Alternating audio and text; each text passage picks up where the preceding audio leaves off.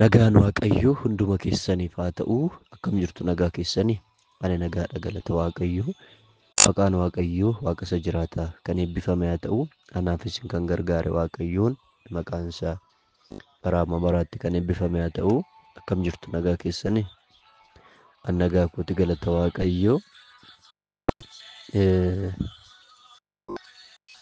barnoota keenya seera uumamaa immoo har'a itti fufnaa yaa'u torban tokko barannee torban tokko boqochuudhaan akkasumatti itti fufnaa. Ifama xiqqoo qufaan na qabee jira. Sababbiin isaa immoo maalidhaa ijoolleen boqotaa jidduudhaan namoonni ilaaluu qaban haa ilaalanidhaa fi sanaaf ani xiqqoo kiftatti uume waan biraatii miti. Barnoota keenya garuu itti fufnaa. Galanni Waaqayyoof haa ta'u. Torban lama lamaan ilaallaa jechaadha. Torban tokko gaabbii torban tokko akkasitti.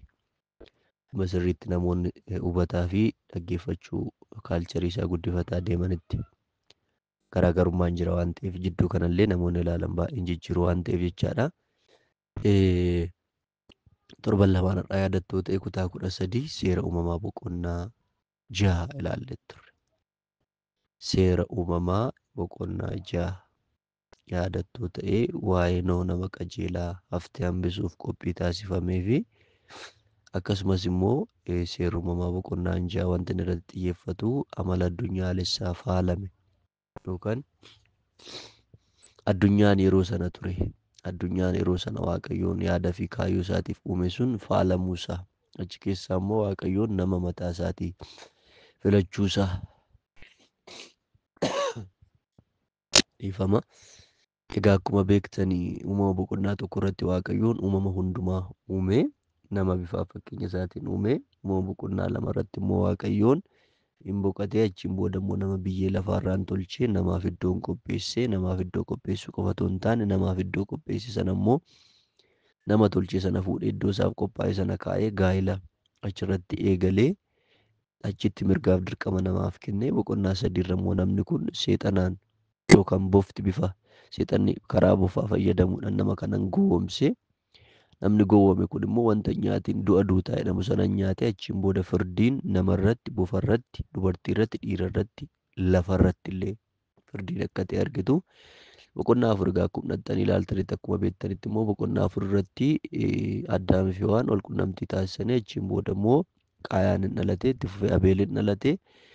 Abeel egaa Waaqayyoof aarsaa dhiyeesse jedha hoolota eega ture inni sun immoo midhaan qotaa aarsaa lachanuun dhiyeessanii aarsaan lachanuutu rakkoo hin qabu ture lapheetu rakkoo qaba ture Waaqayyo gara Abeelii fi aarsaa isaa ilaalee gara Qaayaanii fi aarsaa isaa garuu ni ilaallee achiin booda egaa Qaayaan fuuldura Waaqayyooti akka bahe gaa'ela akka dhaabbate Henoosh nama jedhamu mucaa jalqabaa akka dhalche achiin booda immoo maqaa isaatiin magaala akka boggaase magaala sana keessatti immoo warri muuziqaa taphatan warri tumtuu jedhaman akka aadaa keenya ammaatti achi keessa akka turan ilaallee boqonnaa 5ttis egaa uumama Addaam sanyii Addaam dubbata guutummaa isaatti sanyii Addaam keessaa immoo Waaqayyoon namoonni select inni godhu Abeelii fi Qaayaan Abeelii fi Henook fakkeenya guddaadhaan kaasaa keessattuu waa'ee Henook kun nama adeemsa isaa Waaqayyo wajjiniin taasise karaa Waaqayyo irra nama deddeebi'e jallina irraa nama deebi'e amantiidhaan dhugaadhaan qajeelummaadhaan warra cubbuu hojjetan immoo addunyaa yeroo sana cubbuudhaan guutame sana fuulduratti falmuudhaan yaada Waaqayyootiif nama jiraatedha. Achiin booda immoo hin argamne Waaqayyo isa fudhateera jedha. Dhiifama guddaa boqonnaa 6 kutaa 13 gaa torban har'aa kan ilaalle waa'ee Nohoo. Addunyaan yeroo sana ture kallattii adda addaatiin waan faalameef maaliif uumama boqonnaa 3 irratti Addaamii fi Hewaan yaada Waaqayyoo cabsuudhaan wanta Waaqayyo nyaatinaa du'a duutu jedhu nyaachuudhaan cubbuu hojjetaniiru. Boqonnaa 4 dhuftanii gaafa laaltan Qaayeen obboleessa isaa irratti hinaaffaan guutamuudhaan immoo Abeel ajjeeseera. Kanaafuu boqonnaa 5 keessatti sanyii Addaam erga tarreessee booda boqonnaa 6 dhuftanii gaafa laaltan garuu addunyaa kana Waaqayyo nan balleessa. Fuuldura kootti faalamee argameera. Fuuldura kootti addunyaan kun dhaloonni kun darbuudha qaba bakka jedhee Waaqayyo yeroo ka'u argitu. Achi keessatti garuu Waaqayyo Nohe akka qopheesse ilaalla jechaadha. Har'a kutaa 14 kan ilaallu seera uumamaa boqonnaa 7 immoo ilaalla jechaadha. Seerri uumamaa boqonnaan 7 kuni yeroodhumaaf qajeelfama kennamanii fi bishaan badiiti jechaadha. Waaqayyoon qajeelfama kennee qajeelfama erga kennee booda garuu bishaan badii addunyaa yeroo sana ture warra markaba keessatti hafeen alatti addunyaa yeroo sana ture hundumaa bishaan balleessu samii tarsaasedha dacheenis hin dhoye jedha. Bakka Waaqayyoon adabbiidhaan mul'ate jechaadha. Dhiifama guddaa. Kanaaf kutaa 14 kana ilaalla jechaadha. Mee sana dura guyyaa tokko dubbisee tanan hin kadhanna. Lammaffaa Phexros boqonnaa 3 lakkoofsa 10. Guyyaan gooftaa immoo akka hattuun dhuftutti hin dhufa. Guyyaa sanatti bantiiwwan waaqaa sagalee guddisee didichuun hin dhidhimu. Ijoon uumama lubbuu hin qabne hundinuu ho'a biddaatiin waliin gadi dhiisa. Lafti wanti isarratti hojjetame hundinuus gubatanii hin badu. Jedha kakuu haaraadha kun. Egaa waan hin baduuf cinqabna isa badu mootummaa Waaqayyoo hojii mootummaa Waaqayyoo hojii wangeelaa dhiifnetti isa baduuf yeroo baay'ee kan nuti cinqabnu. Galannii fi ulfinni hooqubaan baraa hamma baraatti Waaqa teessoo kee irratti ulfina guddaadhaan surraa guddaadhaan mootee bara baraan jiraattu. Waaqa Abrahaam, Waaqa Isaaq, Waaqa Yaaqoob, Waaqa abboota keenyaa, Waaqa raajotaa, Waaqa ergamootaa, Waaqa abboota wangeelaaf du'anii galannii fi ulfinni Abbaadhaaf, Ilmaaf, Hafuura Qulqulluuf sadan Waaqa tokkichaaf baraa hamma baraatti ulfinni teessoo kee irratti siif haa ta'u. Siif mala waan ta'eef addunyaan kun hundi walii galee ulfina si dhoowwatu ati qobaa kee ulfaattee kan jiraattudha Waaqayyo. Ulfina kee dabala jennee miti kan si ulfeessinu. Ati si ulfeessanis si ulfeechuu baatanis ati ulfaatadha. Ulfaattee kan jiraattudha. Galannii fi ulfinni hooqubaan siif haa ta'u. Yoo si ulfeessine hin ulfaanna. Yaa Waaqayyo yoo si salphisne ofum keenyaaf salphanna malee ati hin salphattu. Ati ulfaattee jiraatta. Uumamni kun itoo hin dhufin duras turte gara fuulduraattis uumama kana dabarsitee ofii keetiin bara baraan surraadhaan miidhagdee jiraatta. Galanni siif haa ta'u. Abbaa sabichaa, abbaa yerochaa, abbaa sagalichaa Hafuura Qulqulluudha jidduutti deddeebi yakkaaf cubbuu keenya fuuldura kee jiru dhiiga ilma kee Yesuus Kiristoositiin nurraa haqi. Nu barsiisa Hafuura Qulqulluu. Ayyaanni kee, araarri kee, dhiifamni kee hunduma keenya faana haa ta'u. Biyya keenya Itoophiyaa harka keetti saba keenya sabaaf sablammoota Itoophiyaa keessa jiran guutummaa isaa addunyaa guutummaa ishii harka kee amanamaaf jiraatatti dabarsinee kennineera. Guyyaa har'aati to'adhu. Maqaa Yesuusitiin ana nama xiqqaaf dadhabaa gargaari. Ameen. Galanni Waaqayyoof haa ta'u. Egaa isiniif tarreessira seensa koo irratti uumama boqonnaa 1 waa'ee uumuu Waaqayyoo, uumama boqonnaa 2 waa'ee boqachuu Waaqayyoo, nama biyyee lafaarraa tolchuu, namaaf iddoo qopheessuu, akkasumas immoo nama bifaaf fakkeenya isaatiin uume sana iddoo isaaf qopheesse kaa'u, achi keessatti immoo mirgaaf dirqama isaa kennu, gaa'ela jalqabu. Uumama boqonnaa 3 immoo namni sun ajaja isaaf kenname mirgaaf dirqama sana cabsuudhaan bofaan sossobabuudhaan wanta Waaqayyo dhowwe nyaachuu, achiin booda adabbii Waaqayyoo bofa akka adabe, dubartittii akka adabe, akkasumas immoo namicha akka adabe, lafti illee sababii namicha sanaatiin akka abaaramte isa qofa otoo hin taane immoo Waaqayyoon immoo achumatti immoo fala uumuusaa dubartiidhuma kuffee sanarraa immoo kan dubarticha irraa dhalatu mataa kee qaxaqqaxadhee achumatti furmaata kaa'uusaa.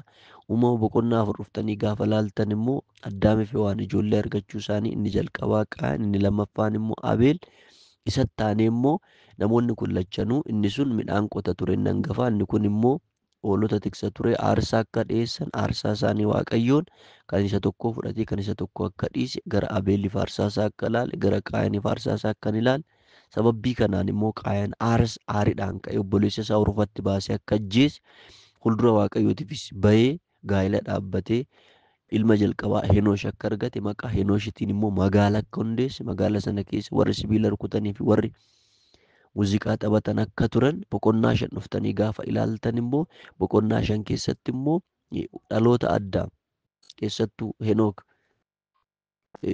dhaloota Addaam sanyii 7ffaa akka ta'e Abeelii fi Henook kun Waaqayyo fuulduratti qulqulluu akka ta'an keessattuu Henook kun immoo adeemsa isaa Waaqayyo wajjin akka taasise, yaada isaa Waaqayyo wajjin akka taasise, adeemsa isaa jireenya isaa qulqullummaa isaa Waaqayyo wajjin akka taasise, sababii kanaaf Waaqayyo akka isa fudhate akka hin argamne Ilaalleerraa boqonnaa ja'a irratti immoo torban lamaan irraa kan ilaallee boqonnaa ja'a keessatti immoo amala addunyaalessaa faalame. Addunyaan lafti fuuldura Waaqayyootti waan baddeef, waan mancaateef Waaqayyo addunyaa yeroo sanaa balleessuudhaaf yeroo murteessetti immoo nama badu sana keessaa immoo haftee dhala namaa kan ta'e Nohiif orienteeshinii kennuusa. Markaba akka hojjetu, akka qophaa'u, akka cubbuu isaanirraa akka adda ba'u. Nohis immoo Waaqayyoon akka dhaga'uu qofa otoo hin taane akka inni ajajame yeroo ajajametti immoo markaba sana waggaa 120 akka hojjete yeroowwan waliin ture kanatti ilaalleerra jechaadha. Har'a egaa boqonnaa 7 kanas ittuma fufnee seera uumamaa boqonnaa 7 keessatti yeroo dhumaaf qajeelfama kennamanii fi bishaan badiiti jechaadha. Kutaa 14. Obboloota koo bara sanas Waaqayyoon irra deddeebi'ee qajeelfama kenna ture, irra deddeebi'ee dubbata ture. Bara kanas obboloota koo kutaan amma isinii dubbise lammaffaa Phexros boqonnaa 3 irratti addunyaan kunis ibiddaan gubatee akka darbu dubbata. Lafti wanti isarratti hojjetame hundinuu gubatanii hin badu. Addunyaa badu keessa jira. Addunyaa gubatu keessa jira. Addunyaa gubatu keessa jira. Kuni jechama miti. Bara Waaqayyoon irra deddeebi'ee Nohetti iyyaa ture. Bara kana immoo karaa koo karaa sagalee isaatii Waaqayyoon karaa tajaajiltoota isaatii sitti dubbata, natti dubbata. Addunyaan kun hin bada. Bishaan badii murtoo Waaqayyo isa waliigalaati. Phexros immoo ergaa isaatiin bara dhumaa irratti bishaaniin osoo hin taane ibiddaan Waaqayyo akka faradu dubbateera. Bara isa kana immoo Waaqayyo ibiddaan faradaa jedheera Phexros. Egaa ammallee mallattoo garaagaraa argaa jirra addunyaa kana. Namoonni maqaa adda addaa kennaniif malee faayir aksidantii inni Kaalifoorniyaadhuma irratti illee yeroo baay'ee irra deddeebi'ee Ameerikaa keessatti balaa ibiddaa ka'u argaa jirra waan ta'eef. Kuni tarii faayinaal irra jirraa otoo hin taane akeekkachiisa cilaanchila akka dammaqnuuf mul'atuudha na fakkaata. Kanaaf warri hin ajajamne irratti Waaqayyo guyyaadhumaa kan guyyaa rakkoo guddaa sana dallansuu firdii Waaqayyo akka mul'atu kan agarsiisudha kutaan kun. Egaa yeroon itti Waaqayyo dallanu jira. Yeroon itti Waaqayyo ka'u jira. Gaaf sana Waaqayyoon maaliif akkana goota namni jedhu hin jiru. Waaqayyo abbaa firdii qajeelaa sirrii waan ta'eef dogoggora waan hin beekneef guyyaa sana akka hin qaanofneef har'a sagalee Waaqayyootiif dheebuu qabna. Kadhataaf dheebuu qabna. Yeroo dhuunfaa keenyaa qabna. Wangeela warra namannetti himna. Waaqayyo yeroo itti dhaggeeffannu qabna. Ifama guddaa. Maatewos 24:21 dhuftanii gaafa laaltan yemmuus rakkinni guddaan ta'uuf jira. Rakkina guddaa. Rakkina sana boodas hin taane ta'ees hin beekne rakkina guddaan ta'uuf jira. Rakkinni akkasiis jedha. Jalqaba biyya lafaatii jalqabee amma ammaatti hin taane deebi'ees hin ta'u. Great temptation kan jedhu tallaaquu makara kan jedhu jechuudha. Kanaaf yeroon jira jechaadha. Yeroon itti addunyaan kun badu jira. Yeroon itti Waaqayyo dhumaaf dallanu jira. Obsi Waaqayyo akkuma bal'aa ta'e. Lapheen namaa muuma cufamaa deemu garuu yeroon itti Waaqayyo dallanu jira. Dallansuu sana jalaa ooluudhaaf har'a sagalee Waaqayyootiif iddoo qabnaa. Kadhataaf iddoo qabnaa. Wangeela warra namannetti mul'atu iddoo qabnaa. Waaqayyo wajjiniin keessattuu harka caalu yeroo itti dabarsinu qabnaa. Tajaajilli jireenya keessaa madda waan ta'eef. Bara Nohi addunyaa hamaa sana gara Waaqayyootti akka deebi'uuf karaa Nohiin waamaa akkuma ture. Bara kana immoo karaa amantootaa namni Yesuusitti amanee akka fayyuuf Waaqayyo waamaa jira. Amantoonni addunyaa kanarra jiran obboloota koo biyya lafaa kanarratti umuriin kan isaaniif dabaleef bara Nohi addunyaa yeroo sana baduuf ka'e karaa Nohiitiin Waaqayyo waamaa ture. Deebi'aa, cubburraa deebi'aa, addunyaa kana bishaaniin nan balleessa. Bara kana immoo karaa amantootaa, karaa miishinarootaa, karaa hojjettoota wangeelaa, karaa kallattii adda addaatiin namoota ba'aa wangeelaa qabaniitiin Waaqayyoon addunyaa waamaa jira. Maaliif addunyaa kana immoo ibiddaan nan farada, ibiddaan nan guba. Gaaf sana namni na dhoowwu hin jiru. Maaliif akkana goota namni naan jedhu hin jiru. Addunyaan kun hin bada. Urjiin hin harcaati, aduun hin buuti. Dachiif wanti dachee irratti raawwatame hundumtuu hin darba, hin dhidhima. Obboloota koo kun jechama miti. Bara Nohis hin qoosu turani, itti taphatu turan, amma bishaan badii dhufutti hin nyaatu turan, hin dhugu turan, hin fuudhu turan, hin heerumu turan. Wanta biyya lafaatiin biizii ta'anii turani tasa garuu isaanitti dhufedha. Obboloota koo tasa akkanatti hin dhufne. Pheenxee ta'uun keenya, lallabuun keenya, raajuun keenya, kennaa nu keessa jiru waa jechuu keenya qofa otoo hin taane jireenyatti jirra. Sagalee Waaqayyoo bara kana maaliif nutti hadhaa'e? Obboloota koo jireenyatti jirraa? Egaa bantiiwwan callabbaa'oon gurguddaan hin futta'anii jedha. Bantiiwwan callabbaa'oo gurguddaan hin futta'anii jedha. Boqonnaa torba kanarratti yeroo ilaaltanii wantoonni laman ta'an jechaadha. Tokkoffaa dhohiinsa galaanatiin lafti socho'ee hundeen lafaa inni gadi fagoon kan futta'e yoo ta'u, inni lammaffaan immoo guyyaa 40 dachee irratti bokkaan hin buuse jechaadha. Waaqayyo bokkaa buuse. Lafti isin dhohee futta'e gubbaadhais immoo bantii waaqaa banamee guyyaa 40 dachee irratti bokkaa Waaqayyo buuse. Fakkeenyaaf uumama boqonnaa 7 lakkoofsa 12 dhuftanii gaafa laaltan bokkaanis guyyaa 40 fi halkan 40 lafarratti yandoo buuseedha. Yandoo jechaan bokkaa guddaa jecha. Guyyaa 40 halkan 40. Namni tokko akka rafnetti warra markabarra jiraniin alatti. Bara kanas Yesuusitti amananii Yesuusiif warra jiraataniin alatti amanuun qofti gahaa miti. Isa amanneef hin jiraannoo ta'e amantiin keenya du'aadha obboloota koo. Bara kanas Yesuus Kiristoositti amananii isa amanan sanaaf sagalee isaa dubbisuudhaan, sagalee isaa hubachuudhaan, sagalee isaa jiraachuudhaan, wangeela warra dukkana keessa jiranitti himuudhaan warra deddeebi'aniif ooluun jira obboloota koo. Ooluu. Kanaafuu firdii kanarratti Waaqayyoon maal godhe? Tokkoffaa uumamni dachee irratti jiru hundinuu hin bade jedha. Argitanii? Waaqayyo gaafa dallan obboloota koo namni Waaqayyo deebisu hin jiru. Gaafa Waaqayyo dallanu qarshiin kee, pirofeeshiniin kee wanta har'a nuti ittiin biisii ta'an sagalee Waaqayyoo dhaggeeffachuutti dadhabnu, wanta har'a nuti humnatti dhabnu obboloota koo gaaf sana nu oolchu. Kan nu oolchu jireenya keenya.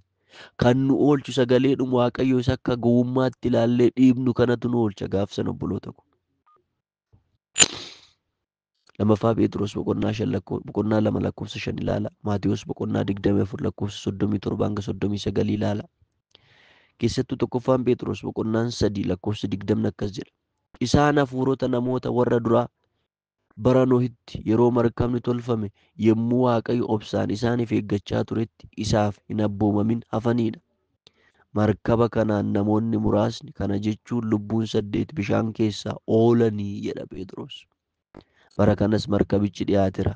Markabichi bishaan badii kana jalaa ibidda dhufu kana jalaa immoo nu baraaru. Firdii dhufu jalaa immoo nu baraaru Yesuus jedhama. Obboloota koo namoonni gara Yesuusitti dhufuu qabu. Jaalala Yesuus namoonni hubachuu qabu. Jubbuurraa deebi'uu qabu. Karaan tokkichi gara abbaa nama geessu Kiristoos Yesuus ta'uusaa namoonni hubachuu qabu. Kiristoos kana immoo amantiidhaan simachuu qabu obboloota koo namoonni. Kanaaf firdii kanarratti tokkoffaa uumamni dachee irra jiru hunduu hin badeedha. Qabeenyi isaanii isaa hin oolchine yeroo sana. Qaroominni isaanii isaa hin oolchine. Qabeenyi isaan kuufatan isaa hin oolchine. Gaaf Waaqayyo farada obboloota koo uumama maalitti fuuldura Waaqayyoo dhaabbata? Nutti fakkaata malee wanti qabnu waan nu oolchu umtuu nu oolchu. Kiristoos isa qabeenya keenya bara baraa ta'etu nu oolcha. Inni Kiristoos nuu kenneen dhuma. Kiristoos mataasaa garuu bara baraan nu faana jiraata. Lammaffaa ol ka'iinsi bishaanii tulluuwwan hunda haguugeedha. Tulluuwwan hundumaa hin haguugeedha. Tulluuwwan. Keessattuu uumama boqonnaa 7 lakkoofsa 19-20 gaafa laaltan bishaanichi lafarratti humna godhate. Tulloota dhedheeroo guutummaa bantiiwwan waaqaa jala jiran hundumaa ni dhokse. Bishaanichi tulloota irraayyuu dhundhuma 15 ol darbuudhaan isaanin dhoksee jedha. Tulloota dhedheeroo hunduma cufecha. Jabaa waaqa qofa ka obboloota koo. Egaa bishaanichi sun hangam akka ta'e egaa tulloota akka addunyaatti dhedheeroodha jedhaman ilaalaa egaa. Kan akka Raas Daashin kan akka ilaalaa akkuma Itoophiyaatti akkuma addunyaatti hin haguugeedha. Maaliif laftis dho'ee futta'eera waan ta'eef gubbaadhaa samiin baqaqeera waan ta'eef halkan rooba guyyaan rooba halkan 40 guyyaa 40 yeroo dhaabii hin qabne. Kakuu haaraa irratti immoo Phaawulos ibiddaan hin dhufa Waaqayyoodha. ibiddaan dhufaa'edha. Gaaf sanas egaa har'a sagalee Waaqayyoo hin dhiibne yoo ta'e, har'a sagalee Waaqayyoof hin jiraanne yoo ta'e, har'a yaada Waaqayyoo dhageenyuuf hin ajajamne yoo ta'e, nutis gaaf sana ibidda jalaa noolla obboloota koo. Yoo waan amanneef hin ajajamnu ta'e, maaliif amantiin hojiirraa adda ba'e du'aa waan ta'eef. Kanaaf addunyaa hundaa bishaan badii yeroo haguugu kun yericha sanaaf addunyaa hundaa irratti firdii Waaqayyoo mul'atu kan mul'isudha jechaadha. Firdiin jiraa'edha. Gaaf sana piroofeeshinii keetiin qabeenya keetiin miti sodaa Waaqayyoo yoo laphee kee keessaa qabaatte. Sodaa Waaqayyoo qabaachuu jechaan immoo kirkiruu miti, poolitikaa miti. Sodaa Waaqayyoo qabaachuu jechaan gatii na kaffalchiisuuf beela'us, tuffatamus, ari'atamus, iddoo dhabus dhugaa dhafan jiraadha jechuudha. Nuh lubbuu isaa yeroo sana ture hin cinqisiisedha. Warra cubbamoota sana warra qoosan jidduutti lubbuun isaa hin ciqqamteedha. Nama sawwatu hin qabu waan ta'eef. Dhiifama. Lamaffaan Phexros boqonnaan 3 lakkoofsi 6 bishaanuma sanaan immoo biyyi lafaa inni yeroo sana ture sun hin liqimfamee akka balleeffame hin yaadanne. Bantiiwwan Waaqaa fi lafti warri amma jiran kun immoo sagalee Waaqayyoo sanaan ibiddaan balleeffamuudhaaf qopheeffamanii amma guyyaa warri Waaqayyo malee jiraatan firdii argatanii badanitti kaa'amanii jiru. Warri Waaqayyo malee jiraatan maal? Firdii argatanii badanitti kaa'amanii jiru. Waaqayyo malee jiraachuu. Pheenxee ta'uu jechaan Waaqayyo wajjin jiraachuu jechaa miti obboloota koo. Yeroo tokko ani pheenxeedha jedhe. Pheenxummaan keenya jireenyaan mul'achuu qaba. Waaqayyo malee jiraanna yoo ta'e nutis firdii jalaan baanu. Waaqayyo wajjiniin jiraachuudha. Waldaa keessa jiraachuu maqaa pheenxee qabaachuu qofa otoo hin taane it is not about church. Waldaa keessa waa'ee jiraachuu miti. Kiristoos keessa waa'ee jiraachuuti. Lamaffaan Phexros boqonnaan 5 lakkoofsi 17 eenyumtuu Kiristoos keessa yoo jiraate uumama haaraadhaa jedhame. Xalayaa sana Phaawulos kan barreesseef amantootaaf baay'ee. Namoota gooftaa hin qabne miti kan barreesse. Yeroo baay'ee tiksii sana namoota namanneef namoonni yeroo fayyadaman arga. Baay'een kolfa yeroo tokko. Amantootaaf barreesse xalayaa sana.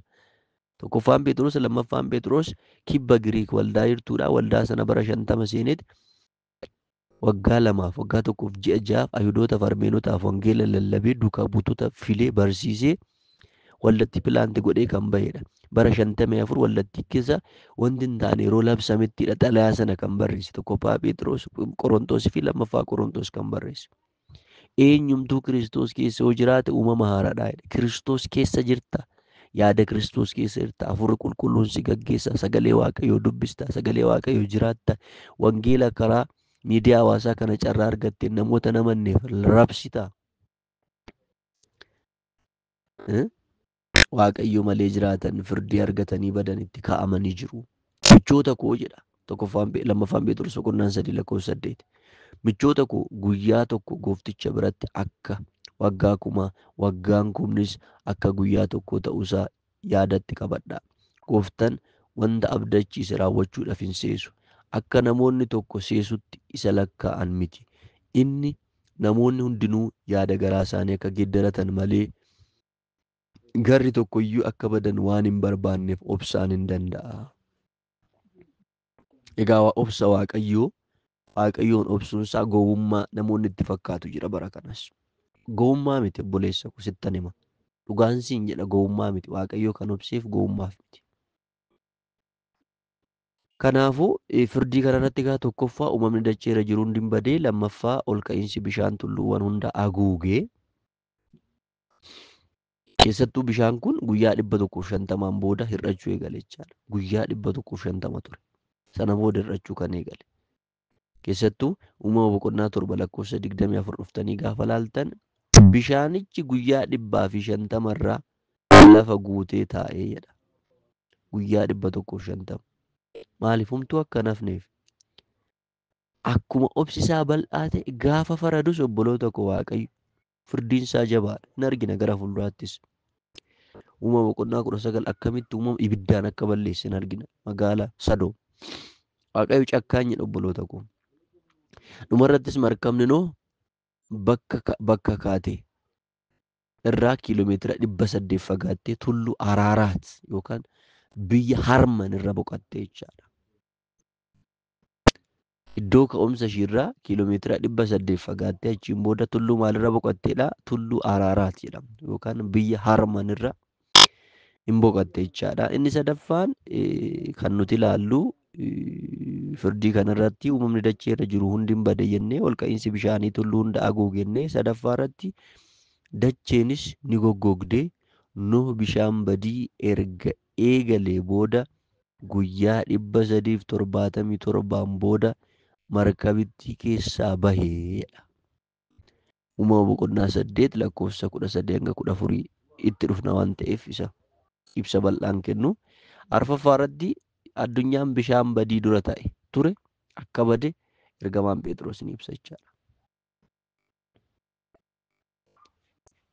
Addunyaan bishaan badii dura ture hin badee jedha Phexros. Lamaffaan Phexros boqonnaan 3 lakkoofsi 6 bishaanuma sanaan immoo biyyi lafaa inni yeroo sana ture sun liqimfame akka balleeffame hin yaadanne. Kanaaf dacheen guutummaan guututti jijjiiramuu fi dacheen ammaa uumamuuf sababa ta'e jechaadha. Dhaloota Nohiiti jechaadha miti. Dhaloota Nohi. Uumamni lubbuu qaban hundi dachee irraa badanii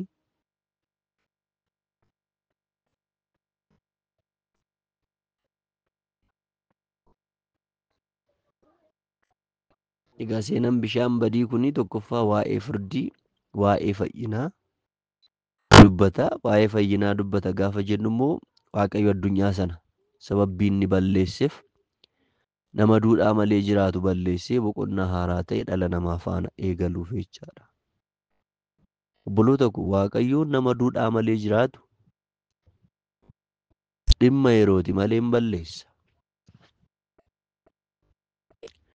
Duudhaa malee, haad malee jireenya gadhiisii akka fe'anitti jiraachuu yoo jiraate obboloota koo badiin jira. Lammaffaa ergamaan Phexros fayyinni kiristaanummaa karaa cuuphaa bishaanii hojii irra kan oole fayyina Nuh faana akka argamuuf nuuf barreessera.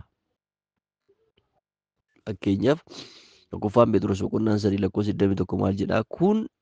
Kunis fakkeenya cuuphaa isa isin amma ittiin ooltaniiti. Cuuphaan waan ittiin karaa du'aa ka'uu Yesuus Kiristoos yaada garaa namaa hin ceephaane argachuudhaaf Waaqayyotti himatanidha malee waan ittiin xurii dhagnaa dhiqatan miti jedha. Waa'ee cuuphaa kaasaa jechaadha. Bishaan sanaa fi cuuphaa walitti fida jechaadha. Cuuphaa jechaan gaafa bishaan keessa seennu addunyaadhaaf du'eera, Kiristoos jiraachuudhaaf ka'eera. Jijjiirama isa keessatti jechaadha. Malee xurii dhagnaa dhiqachuu miti jedheekkaa. Egaa kanarraa kana yeroon samaraa isinii godhu wantoota ijoo ta'an afur ilaalle jechaadha.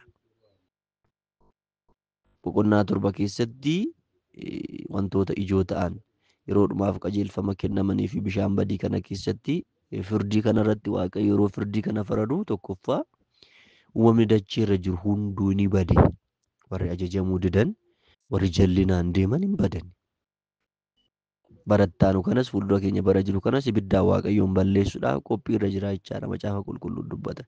Lammaffaa ol ka'iinsi bishaanii tulluuwwan hundaa hin haguuge. Sadaffaa irratti yaadni kaasne dacheen ni goggogde. Nohis bishaan badii erga eegalee booda guyyaa 377 turee achiin booda markaba keessaa bahee uumama 8 13 14 ilaalla. Arfaffaa fi inni dhumaa wanti nuti har'a ilaalle addunyaan bishaan badiin ture akka bade ergamaan Phexros ifaan nuuf ibsaa jechaadha.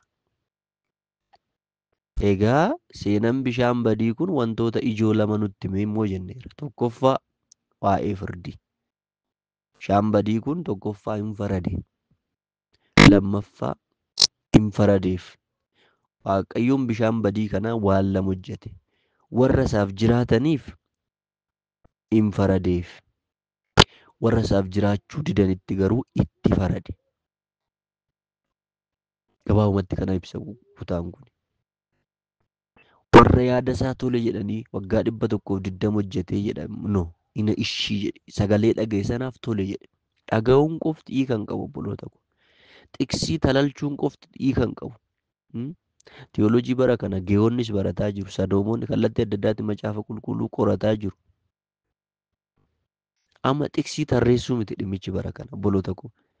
Firdii jalaa bahuudhaaf innoo hojjedhu gaafa jedhuun mukan hojjedhu jedhe guyyaan hojjedhu jedhe sana tole jedheera. Hojiitti hiike. Kanaaf waa'ee firdii dubbata. Lammaffaa waa'ee fayyinaa dubbata. Keessattuu waa'ee fayyinaa dubbata gaafa jennu tokkoffaa Waaqayyo addunyaa sana sababii inni balleesseef nama duudhaa malee hin jiraatin obboloota ko. Yaadni keessan fuuldura Waaqayyootti haa qulqullaa'u. Gaa'illi keessan fuuldura gaa'ila xuraa'aa keessa hin jiraatina. Gaa'illi keessan fuuldura Waaqayyootti haa qulqullaa'u. Uffannaan keessan fuuldura Waaqayyootti haa qulqullaa'u. Dubbiin keessan fuuldura Waaqayyootti haa qulqullaa'u. Yaadni keessan adeemsi keessan akka sagalee Waaqayyootti haa ta'u. Hin balleesse jechaadha. Maaliif dhala namaatiif boqonnaa haaraa yookaan dhala namaa jireenya qulqulluu qabu wajjin jiraachuu waan barbaade. Lammaffaa irratti yaadni kaasne waa'ee fayyinaa kanarratti ergamaan Phexros jedhe. Fayyinni kiristaanummaa karaa cuuphaa bishaaniin hojiirra kan oole fayyina noofaana akka argamu nuuf barreesseera. Isa kanaadha. Torban lamaan har'aa immoo yoo Waaqayyo jedhee achi geenye kutaa 15 seenaa jalqabbii haaraa dhala namaa kan jedhu laallaa. Uumama boqonnaa 8 lakkoofsa 20 hanga 11:26 uumama boqonnaa 8 immoo seenaa jalqabbii haaraa dhala namaa kan jedhu torban lamaan har'aa yoo Waaqayyo eeyyame achi geenye in ilaallaa, dhaggeeffadhaa, barreessaa, gaafii yoo qabaattan na gaafadhaa, namoota kaaniif sheer godhaa. Ayyaanni fi araarri Waaqayyoo hunduma keessaniif haa baay'atu. Shaaloom.